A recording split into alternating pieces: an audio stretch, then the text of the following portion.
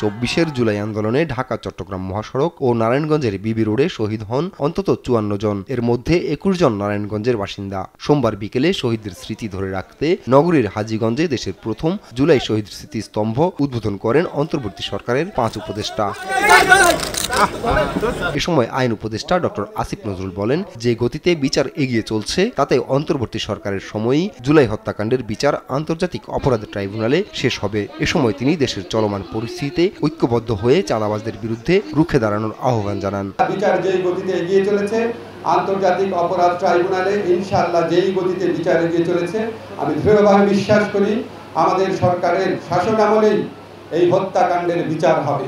অবশ্যই আপনারা ঐক্যবদ্ধ থাকবে, চাঁদাবাজদের প্রতিরোধ করতে পারবেন। আমাদের সরকারের দায়িত্ব থাকবে পাশাপাশি আপনারা স্থানীয় যারা চাঁদাবাজ আছে, লুটেরা আছে, তাদের বিরুদ্ধে রুখে দাঁড়াবেন।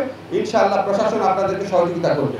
জুলাই শহীদদের স্মরণে রাখতে হলে ন্যায় বিচার ও বৈষম্যহীন সমাজ প্রতিষ্ঠার তাগিদ দেন পরিবেশ উপদেষ্টা। এজন্য দল ও ব্যক্তি স্বার্থের ঊর্ধ্বে উঠে কাজ করার আহ্বান তার।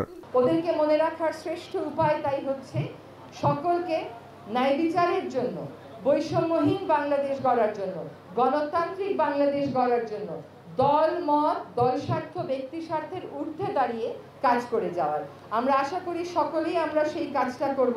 অনুষ্ঠানে শিল্প উপদেষ্টা আদিলুর রহমান খান বলেন, বাংলাদেশে কোনো আধিপত্য শক্তি ও স্বৈরাচার ফিরে আসার চেষ্টা করলে তা শক্ত হাতে দমন করা হবে।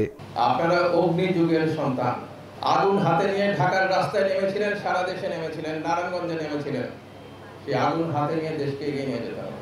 বাংলাদেশে যেন কখনো কোনো আধিপত্যবাদী শক্তি চোখ রাঙাতে না পারে, বাংলাদেশে যেন কখনো ফ্যাসিবাদ আসতে না পারে, এবং যদি আসার চেষ্টাও করা হয় সেটাকে দমন করা হবে।